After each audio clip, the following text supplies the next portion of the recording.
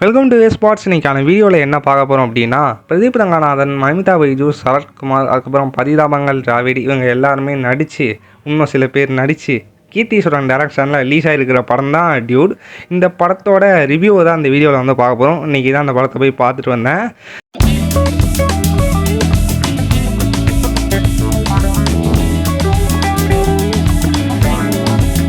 Okay, Dude அப்படிங்கிற ஒரு படம் வந்து பார்த்தீங்கன்னா, ஒரு 2 விஷயத்த வந்து அது உள்ளே ஒன்று சொல்லியிருக்காங்க. என்ன அப்படின்னா, ஒன்று வந்து இந்த காலத்துலேயும் கேஸ்ட்டு பார்க்குறாங்கங்கிறத வந்து சொல்லியிருக்காங்க. இன்னொன்று வந்து பார்த்தீங்கன்னா, பொண்ணுங்களுக்கும் வந்து ஃபீலிங்ஸ் இருக்குது அப்படின்றதையும் வந்து காமிச்சிருக்காங்க. ஓகேவா? ஸோ இந்த 2 விஷயத்தையும் இந்த படத்தில் வந்து கன்வே பண்ணியிருக்காங்க.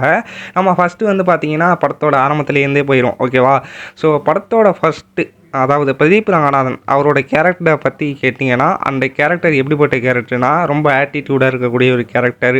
அதுக்கப்புறம் ரொம்ப வைபாக இருக்கக்கூடிய ஒரு கேரக்டர். ரொம்ப கெத்தாக சுற்றுறது, எதாக இருந்தாலும் ரொம்ப வந்து ஸ்டைலாக பண்ணக்கூடிய ஒரு கேரக்டர். ஓகேவா? ஸோ இதுதான் பிரதீப் ரங்கநாதன் அவருடைய ஒரு கேரக்டர். அதுக்கப்புறமா மமிதா பைஜு வந்து பார்த்தீங்கன்னா, இந்த படத்தில் பிரதீப் ரங்கநாதன் அவருடைய மாமா பொண்ணு தான் மமிதா பைஜு. ஓகேவா? ஸோ அப்படி தான் வந்து நடிச்சிருக்காங்க. அவங்க வந்து இந்த படத்தில் ஸ்டார்டிங் டு எண்டிங் ஸோ ஃபுல்லாக வந்து இருப்பாங்க. ரொம்பவே நல்லா வந்து பண்ணியிருந்தாங்க அந்த படத்தில். எமோஷன்ஸாக இருக்கட்டும், இன்னும் சில விஷயங்களாக இருக்கட்டும், இது எல்லாமே வந்து பார்த்திங்கன்னா ரொம்ப நல்லா வந்து பண்ணியிருந்தாங்க. அப்புறம் சரத்குமார், அதாவது மமிதா பைஜுவோட அப்பாவாக வந்து பார்த்திங்கன்னா சரத்குமார் நடிச்சிருக்காரு. பிரதீப் ரங்கநாதனுடைய மாமா. ஓகேவா? ஸோ அவர் வந்து பார்த்திங்கன்னா, அதாவது ஃபஸ்ட்டு நல்லா பேசுகிற மாதிரி வந்து பார்த்திங்கன்னா இருக்கும். அதுக்கப்புறம் ஒரு டெவிலை வந்து உள்ளே இருக்கிற டெவில் வெளியே வந்தால் எப்படி இருக்கும் அப்படின்ற மாதிரிலாம் வந்து பார்த்திங்கன்னா காமிச்சிருப்பாங்க கொஞ்சம். அதெல்லாம் பார்க்குறதுக்கு ரொம்பவே நல்லாயிருக்கும். பரிதாபங்கள் திராவிடு அவரை பொறுத்த வரைக்கும் வந்து பார்த்திங்கன்னா, இந்த படத்தில் அவருக்கு கொடுக்கப்பட்ட கேரக்டரை வந்து பார்த்திங்கன்னா கரெக்டாக நடிச்சிருக்காரு. என்ன பண்ணணுமோ சரியாக வந்து பார்த்திங்கன்னா பண்ணியிருக்காரு. ஓகேவா? ஸோ அந்த கேரக்டர் வந்து பார்த்திங்கன்னா நல்லா இருக்குது. படத்தோட கதையை பொறுத்த வரைக்கும் வந்து பார்த்திங்கன்னா, பிரதீப் ரங்கநாதன் ஏற்கனவே ஒரு லவ் ஃபெயிலியரில் வந்து பார்த்திங்கன்னா இருக்காரு. அப்படி லவ் ஃபெயிலியரில் இருக்கையில் வந்து பார்த்திங்கன்னா, அவரோட மாமா பொண்ணான மமிதா பைஜு வந்து லவ்வை வந்து இவங்ககிட்ட வந்து சொல்கிறாங்க, இந்த மாதிரி உன்னை லவ் பண்ணுறேன்னு சொல்லிட்டு. அதுக்கு பிரதீப் ரங்கநாதன், இல்லை நான் உன்னை ஃப்ரெண்டாக தான் வந்து பார்க்கலாம், லவ்லாம் பண்ண முடியாது அப்படின்ற மாதிரி வந்து சொல்லிடுறாங்க. அந்த மன உடைச்சலில் வந்து பார்த்தீங்கன்னா, உன்னை பார்த்துட்டே என்னால் இங்கே இருக்க முடியாது அப்படின்னு சொல்லிட்டு வெளியூருக்கு வந்து பார்த்தீங்கன்னா மமிதா பைஜு கிளம்பி போயிடுறாங்க. அதுக்கப்புறமா அவங்க போனதுக்கப்புறம் ரொம்ப மனசுருகி போயிட்டாங்களே அப்படின்னு சொல்லிட்டு நினச்சி அவங்க மேலே வந்து லவ் வந்துடும் பிரதீப்புக்கு. அவங்க மாமா கிட்ட போய் சொல்லி கல்யாணம்லாம் ஏற்பாடு பண்ணி கல்யாணம்லாம் வந்து நடக்க போகிற நிலைமைக்கு வந்து வந்துடும். மமிதா பைஜுவும் ஊர்லேருந்து வந்துடுவாங்க. அந்த நேரத்தில் பிரதீப் ரங்கநாதன் வீட்டுக்கு போய் அவங்களோட ரொமான்ஸ் பண்ணலான்னு போகையில் அப்போ வந்து ஒரு ட்விஸ்ட்டை வந்து வைப்பாங்க. அதாவது என்னென்னா, மமிதா பைஜு போன இடத்துல வந்து பார்த்திங்கன்னா ஒரு பையனை வந்து லவ் பண்ணுறாங்க அப்படின்ற மாதிரி வந்து சொல்லுவாங்க பிரதீப்புக்கிட்ட. அதுக்கப்புறம் வந்து என்ன நடந்துச்சு அதுதான் வந்து பார்த்தீங்கன்னா டியூட். ஓகே, நான் சொன்னது கால்வாசி தான், இதுக்கும் மேலே வந்து பார்த்தீங்கன்னா இருக்குது கதை. ஓகேவா? ஸோ அதை வந்து என்னத்தை போட்டு சொல்லிட்டு அப்படின்னு சொல்லிட்டு தான் நான் வந்து சொல்லலாம். ஏன்னா அந்த ஒரு கான்செப்டே வந்து வேறு மாதிரி இருக்கும். அப்படியே ரியாலிட்டியில் அந்த மாதிரிலாம் வந்து சுத்தமாக நடக்க சான்ஸே வந்து கிடையாது. யாருமே அப்படி வந்து பண்ண மாட்டாங்க. ஸோ அந்த மாதிரி ஒரு கான்செப்டை தான் வந்து பார்த்திங்கன்னா இந்த படத்துக்குள்ளே வந்து வச்சுருப்பாங்க. அதை வந்து பார்க்கையில் நம்மளுக்கே என்னடா இது வந்து ஏற்றுக்கவே முடியலையே, இப்படி இல்லாமல் நடக்கும் அப்படின்ற மாதிரிலாம் வந்து இருக்கும். சரி, ஓகே, பரவாயில்ல, பார்ப்போம் அப்படின்னு சொல்லிட்டு ஏற்றுக்கிட்டே நம்ம வந்து பார்க்கணும். ஸோ அந்த மாதிரி தான் வந்து அந்த கான்செப்ட்லாம் வந்து இருக்கும் அந்த படத்தில். ஸோ நான் அப்படி தான் வந்து பார்த்தேன். நீங்கள் போய் பார்க்குறாந்தா ஒருவேளை உங்களுக்கு வந்து அதை வந்து ஓகேப்பா இது ஓகே தான், அதெல்லாம் ஒன்றும் இல்லை அப்படின்ற மாதிரி நீங்கள் நினச்சிங்கன்னா நீங்கள் பார்க்கலாம். ஒருவேளை உங்களுக்கு பார்க்குறதுக்கு என்னடா இதெல்லாம் வந்து உண்மையாக நடக்கவே நடக்காது அப்படின்ற மாதிரி தோணுச்சுன்னா அதை வந்து அந்த இடத்துலையே அக்செப்ட் பண்ணிக்கிட்டு அப்படியே வந்து படத்தை பாருங்கள். ஓகேவா? அதுக்கப்புறமா இந்த படத்தில் காமெடியாக இருக்கட்டும், அதுக்கப்புறம் எமோஷன்ஸாக இருக்கட்டும், இது எல்லாமே வந்து பார்த்திங்கன்னா இந்த படத்தில் தேவையான அளவு இருக்கும் அப்படின்ற மாதிரி வந்து நான் சொல்கிறேன். ஏன்னா வந்து பார்த்திங்கன்னா காமெடி வந்து எல்லா இடத்துலையும் வந்து பார்த்திங்கன்னா எடுத்துருவோம். அதே மாதிரி வந்து எமோஷனாக இருக்கட்டும், இது எல்லாமே வந்து பார்த்திங்கன்னா ஒர்க் அவுட் ஆகிருக்கும். ஓகேவா? ஸோ காமெடியும் வந்து ஒர்க் அவுட் ஆகிருக்கும், எமோஷனும் வந்து பார்த்திங்கன்னா ஒர்க் அவுட் ஆகிருக்கும். எமோஷன்ஸில் வந்து மமிதா பைஜு, ஸோ அவங்களோட எமோஷன்லாம் அந்த படத்தில் வந்து பார்த்திங்கன்னா பார்க்குறதுக்கு ரொம்பவே நல்லாயிருக்கும். ரொம்ப நல்லா வந்து பண்ணியிருப்பாங்க.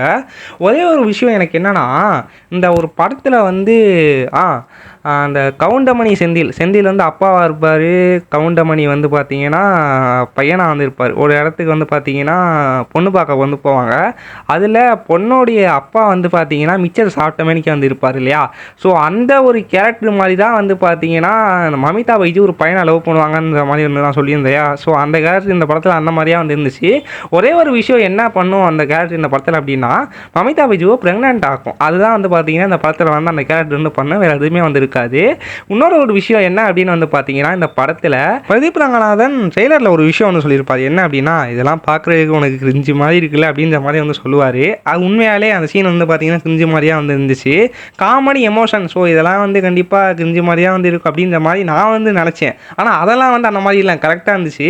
இவர் எந்த சீனை கிரிஞ்சு மாதிரி இருக்குன்னு சொல்லிட்டு வந்து அவரே சொல்லியிருப்பாரோ அந்த சீனில், அந்த சீனை வந்து பார்த்தீங்கன்னா உண்மையாலே கிரிஞ்சு மாதிரியாக வந்து இருந்துச்சு. ஓகேவா, ஒரு வேளை எனக்கு மட்டும்தான் அப்படி தெரியுதா, வேற யாருக்கும் அப்படி தெரியல என்னன்னு சொல்லிட்டு வந்து எனக்கு தெரில.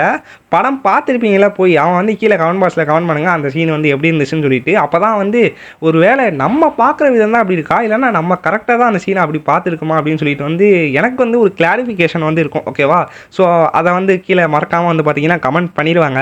சரி, இந்த படத்தை தேட்டரில் போய் பார்க்கலாமா என்ன அப்படின்னு சொல்லிட்டு வந்து கேட்டிங்கன்னா, கண்டிப்பாக தேட்டரில் போய் பார்க்கலாம். ஓகேவா, போய் பாருங்கள். ஒரே ஒரு விஷயம் மட்டும் நான் சொல்கிறேன். என்ன அப்படின்னா, நான் முன்னாடியே சொன்னது தான், இந்த படத்தில் வந்து பார்த்தீங்கன்னா ரியாலிட்டியில் வாய்ப்பே இல்லைன்னு சொல்கிற ஒரு விஷயத்தை வந்து பார்த்தீங்கன்னா இந்த படத்தில் வந்து எடுத்து வச்சுருப்பாங்க. அதனால் அந்த ஒரு விஷயத்தை வந்து பார்த்தீங்கன்னா என்னடா இப்படி இருக்குது அப்படின்னு சொல்லிட்டு பார்க்காம அதை வந்து பார்த்தீங்கன்னா அக்செப்ட் பண்ணிட்டு வந்து பாருங்க.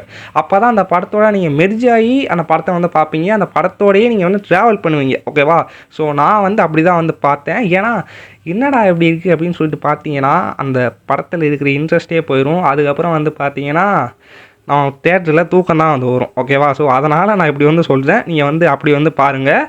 இந்த படத்தில் ஃபஸ்ட் ஹாஃபுக்கு அப்புறம் வந்து பார்த்தீங்கன்னா கொஞ்சம் ஸ்லோவாக போகிற மாதிரி வந்து இருக்கும். அதுக்கப்புறம் கடைசியில் வந்து பார்த்தீங்கன்னா எமோஷன்ஸில் கொண்டு போய் முடித்து படம் வந்து பார்த்திங்கன்னா நல்லா இருக்கும்.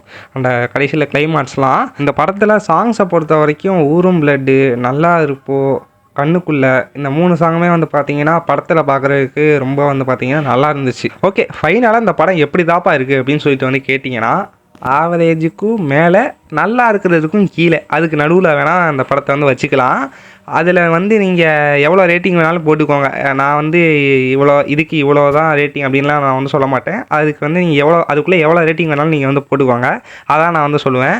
இந்த தீபாவளிக்கு டியூட், அதுக்கப்புறம் வந்து பைசனு, அப்புறம் வந்து டீசல், இந்த 3 படம் வந்து ரிலீஸ் ஆகிருக்கு. இதில் வந்து டியூடு, டீசல் இந்த 2 படமும் வந்து பார்த்துட்டேன். டியூடோட ரிவ்யூ இந்த வீடியோ. டீசலோட ரிவ்யூ எப்போ வரும் அப்படின்னு சொல்லிட்டு வந்து கேட்டிங்கன்னா, இன்னும் ரெக்கார்டே பண்ணல. அது ரெக்கார்ட் பண்ணி நாளைக்கு போடுறானா, நாளை கழிச்சு போடுறானா, இல்லைனா எப்போ போடுறான்னு சொல்லிட்டு வந்து எனக்கே வந்து தெரியாது. ஆனால் வீடியோ வந்து வரும். ஓகே, இந்த வீடியோவுக்கு உங்களுடைய சப்போர்ட்டை கொடுங்க, சப்ஸ்கிரைப் பண்ணுங்கள். இதே மாதிரி வேறு ஒரு வீடியோவில் பார்க்கலாம். பைசன் படத்தோட ரிவ்யூவும் வரும், ஆனால் எப்போ வரும்னு எனக்கு தெரியாது.